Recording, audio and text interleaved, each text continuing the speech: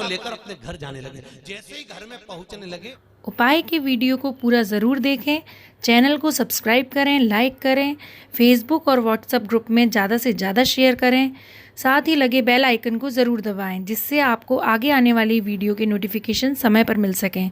Comment में लिखें हर हर महादेव। घर जाने लगे। जैसे ही घर में पहुंचने लगे, इतनी देर में तो घर में आवाज आ रही थी, ओम ब्रह्मवे स्वाहा, ओम विष्णवे स्वाहा, ओम इंद्राय स्वाहा, ओम प्रजापते स्वाहा। जैसे ही यज्ञ की आहुतियों की जब आवाज आई तो इतने में तुरंत दरिद्रता देवी तो भागी और भागकर पीपल के पेड़ के नीचे जाकर बैठ गई। दूसरा मुनि ने कहा, दरिद्रता चलो, ज्येष्ठा ये अपना घर है, तुम्हारा ससुराल, चलो। ज्येष्ठा देवी कहती है, महाराज मैं नहीं जा सकती, पहले या तो यज्ञ बंद करवाओ, पूजन बंद करवाओ, पाठ बंद करवाओ, अनुष्ठान बंद करवाओ, तब मैं तुम्हारे घर में आऊंगी। क्योंकि दरिद्रता उसी के घर में प्रवेश करती है जिसके घर में कभी पूजन पाठ नहीं होता। तो मैं इस घर में जाऊं कैसे? इसके घर में तो पूजन पाठ हो रहा है, मैं नहीं जाऊंगा।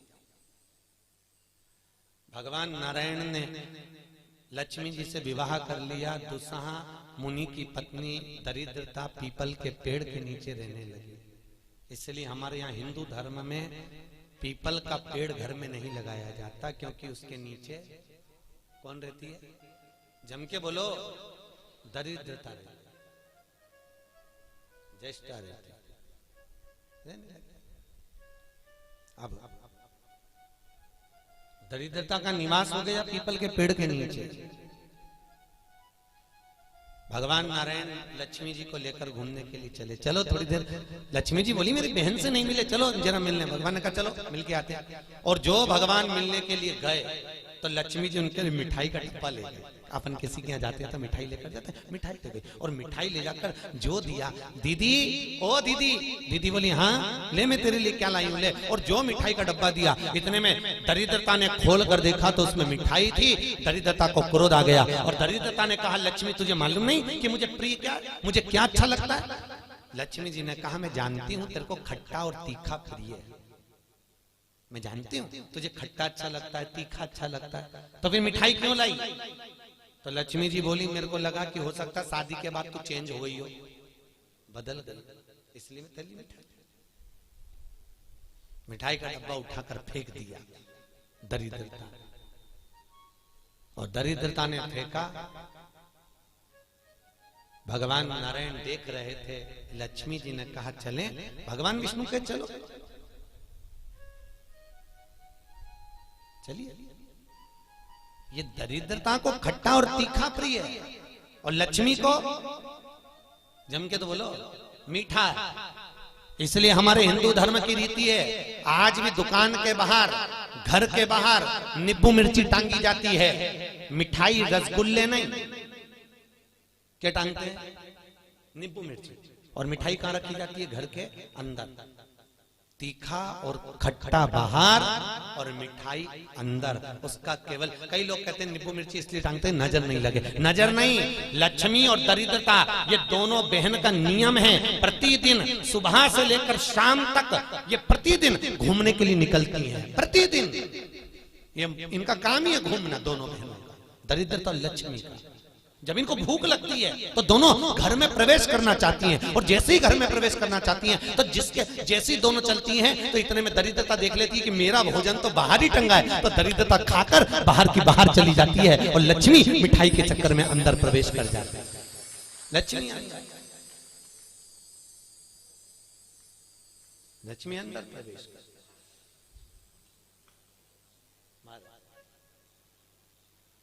इसलिए आज भी नींबू और मिर्ची हमारे यहाँ शास्त्र रीति है महाराज, 4 चीजें बेटी की विदाई में नहीं देते।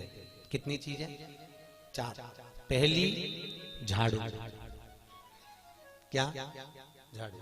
दूसरे नंबर पर चलनी, आटा छानने की चलनी। दूसरे नंबर पर चलनी, तीसरे नंबर पर सुई, और चौथे नंबर पर अचार की बरनी। बेटी की विदाई में नहीं दी जाती। अगर ये 4 चीजें बेटी की विदाई में माँ बाप ऐसे होते हैं कि कुछ सोचते ही नहीं है। मेरी बेटी जा रही है, रख दे अचार रख दे, तो माँ उन भी इतने प्रेम से अचार की बरनी भर भर के रख देती है। उनको समझाओ, जिसके घर में ये चार चीजें मायके की चली जाती है, सुई, झाड़ू, चलनी और अचार, उसका घर फूटने में देरी नहीं लगती महाराज, याद रखिए। उसके घर में फूट डले, पति पत्नी में फूट डलेगी, सास बहू में फूट डलेगी, भाई भाई में फूट डलेगी। तो लोग कहते हैं अच्छा खासा परिवार था, जब से बहू आई तब से घर में ऐसा उपद्रव मच रहा। उपद्रव क्यों मच रहा है? उसका कारण है क्योंकि तुम उसके घर का अचार खा गए, वो बनवा के लिए ही तुमने खा लिया। और अभी भी कह रहे हो हमारी बहू की माँ बहुत अच्छा अचार बनाती है, तो मंगवा लो, और मंगवा लो, खाओ। महाराज पहले बेटी की विदाई में भेजते थे बड़ी, पापड़, और पहली विदाई में बेटी के भेजते थे बेटी के साथ में मैदे की पूड़ी, एक डलिया में कपड़े में बांधकर। उसमें ना तो नमक डलता था ना उसमें शक्कर डलती थी। क्यों? क्योंकि वो बेटी के विदाई में मैदे की पूड़ी इसलिए दी जाती थी कि हमने ये पूड़ी एकदम फीकी भेजी है, अब चाहे तुम इसमें नमक डालो चाहे इसमें शक्कर डालो, हमने तो हमारी बेटी को तुम्हें दे दिया, एकदम सीधी मैदे की पूड़ी की तरह भेजी है। अब तुम इसमें चाहे कपट भरो चाहे प्रेम भरो, तुम्हारी मर्जी, ये हमने तो दे दी। कन्यादान करे और हम फ्री, हमें कहीं हमने तो देना था, दे दे। इसलिए बेटी के साथ में मैदे की पूड़ी भेजी जाती है। मैदे की क्या बोलते हैं उसको? खाजा बोलते हैं, बड़े बड़े ले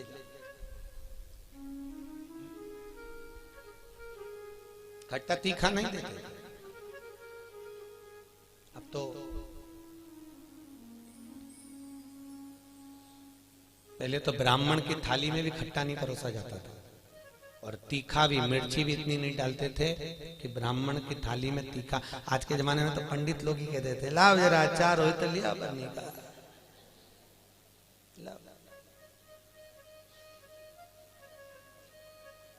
पितरों के जो देवता हैं, किनके देवता? पितरों के। पितरों के देवताओं का नाम है आर्यमा। क्या नाम है? आर्यमा। काय पर बैठते हैं? कौवे पर। काय पर बैठते हैं? कौवे पर। और पितरों के देवता जब आर्यमा श्राद्ध पक्ष में जब घूमने के लिए निकलते हैं तो उनके भोजन में केवल एक मीठा ही दिया जाता है। आज के जमाने में सब्जी बनने लगी साफ श्राद्धों में, नहीं तो केवल खीर और पूरी बनती थी, गुलाब जामुन रसगुल्ला बनता था, ये बनाकर खूब खिलाते थे, मंगोड़ा बनता था। पर अब सब्जियां बनने लगी, अब तो लोग श्राद्ध में भी अचार परोस देते हैं। पर कितनी वर्ज्यता है महाराज, कितनी वर्ज्यता। श्राद्ध पक्ष में अगर राई से तुमने सब्जी को छोक दिया, काहे से छोका है? राई से। सब्जी को अगर छोक दिया और वो सब्जी और पूड़ी तुमने छत पर ले जाकर पटक दी, तुम कितना भी कौवा को बुलाना, कौवे का बाप नहीं उसको भोग लगाएगा, लगा ही नहीं सकता। कितनी भी तुम सब्जी अगर राई से छुकी है, और अगर राई बिना सब्जी है तो तुम पटक कर जाओगे, कौवा आएगा और लेकर चलेगा, बुलाने की भी जरूरत नहीं है कि तू आ और खा, तुमने पटका और खा कर जाएगा। अरे तुमने डाला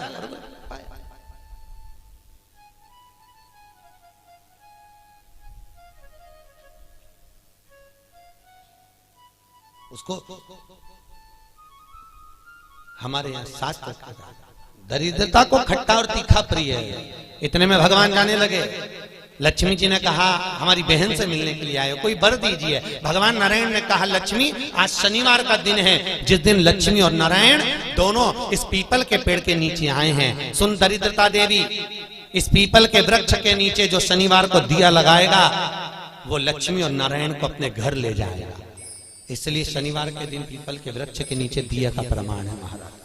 और सुन दरिद्रता देवी, तेरे पेड़ के नीचे जो खाली हाथ आएगा तू उसके घर में प्रवेश करेगी, और जो भरे हाथ से मतलब पानी का लोटा ले जाओ, कंकु ले जाओ, चावल ले जाओ, रोली ले जाओ, कुछ भी, जरा सी शक्कर ले जाओ, गुड़ ले जाओ, आटा ले जाओ, पर पीपल के पेड़ के नीचे कभी खाली हाथ मत जाओ। अगर तू खाली हाथ कोई आया तो तू उसके घर में प्रवेश करेगा। दरिद्रता देवी बोली, ये तो तूने अपने अपने मन की बात कर ली लक्ष्मी। मेरा क्या पीपल के वृक्ष के नीचे।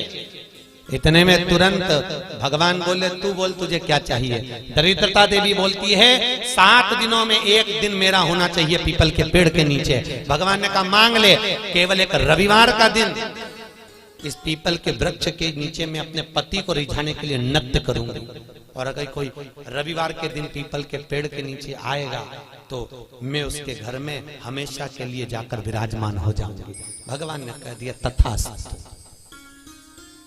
तथास्तु। इसलिए केवल एक संडे का दिन ऐसा होता है जिस दिन पीपल के पेड़ के नीचे दिया नहीं लगाया जाता, बैठा नहीं जाता, प्रणाम नहीं किया जाता, परिक्रमा नहीं लगाई जाती। केवल जिनकी दीवालों पर कहीं पीपल लग जाता है ना, किसी किसी के घर में लग जाता है दीवालों के ऊपर, तुम कितना भी पीपल उखाड़ना वो वापस लग जाएगा, फिर उखाड़ो फिर लग जाएगा।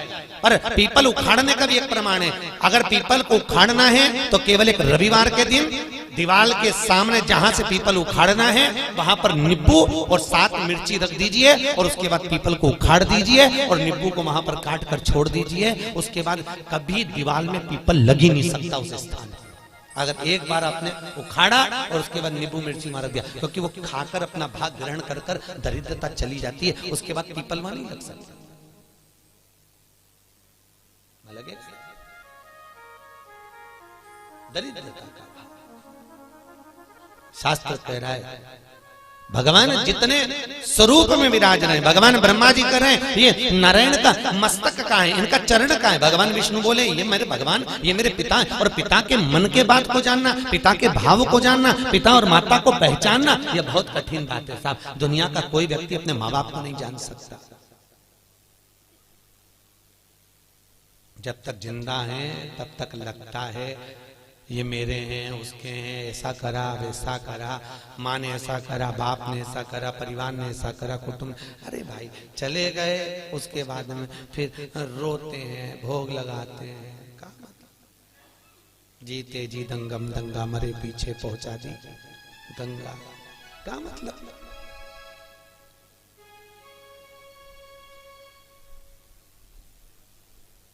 बड़ा बड़ा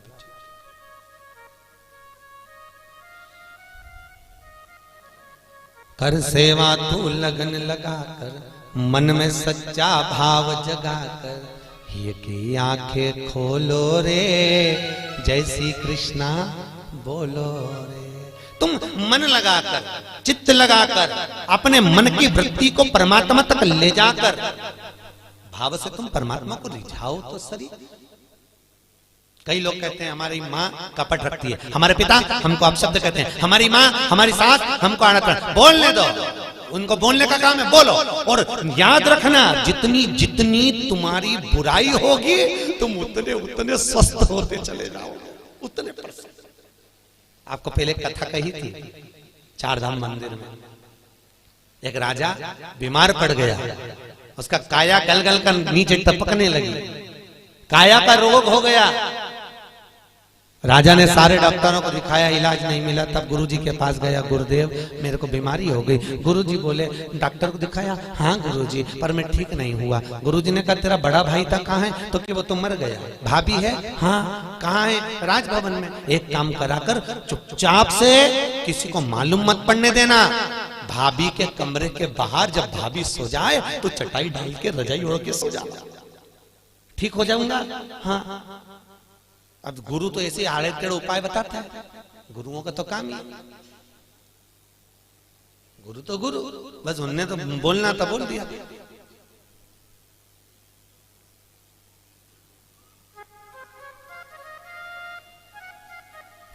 तो गुरु तो गुरु।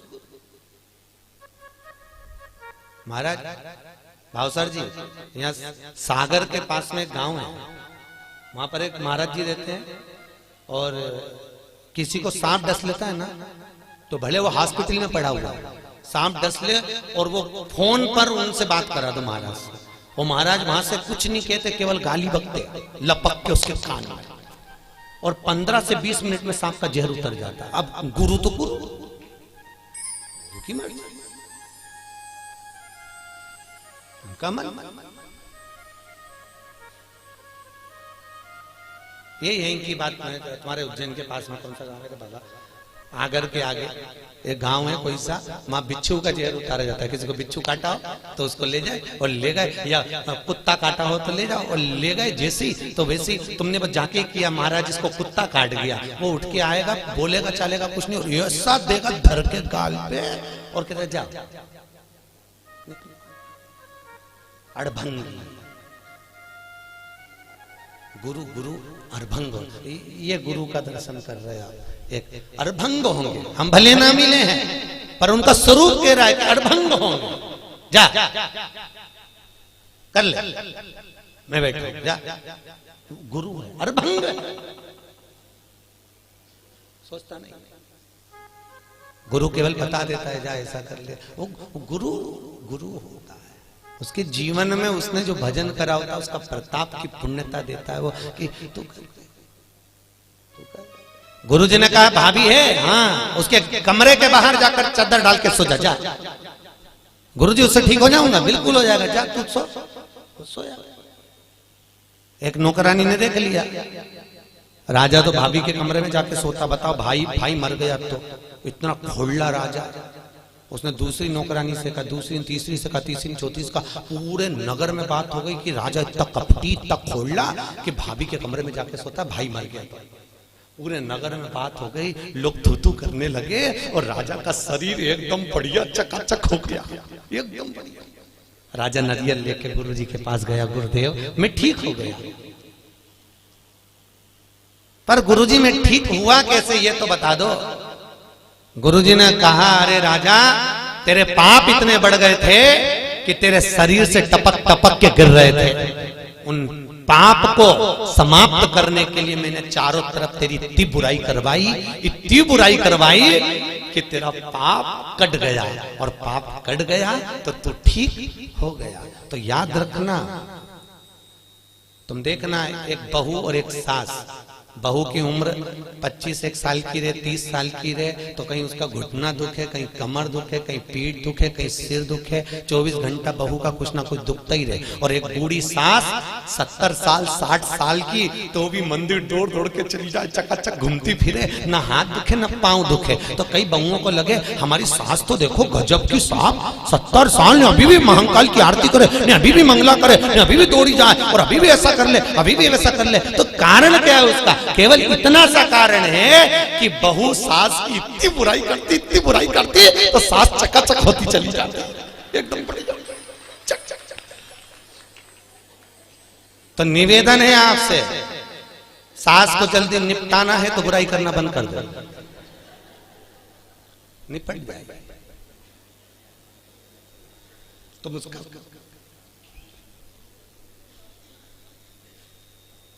तुम बुराई करना बंद करो, जल्दी निपटेगी। और तुम जितनी बुराई करती रहोगी वो उतनी सद धक्के, उतनी तैयार, उतनी ले।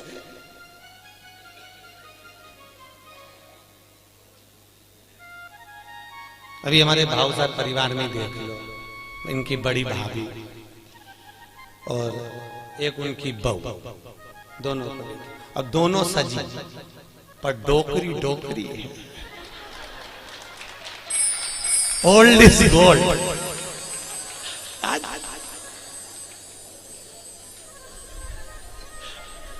राधे ओल्ड भगवत हम समझ गए, हम सवेरे गए थे तो हमने जान लिया कि ये दवाई का असर, ये सत्संग का असर।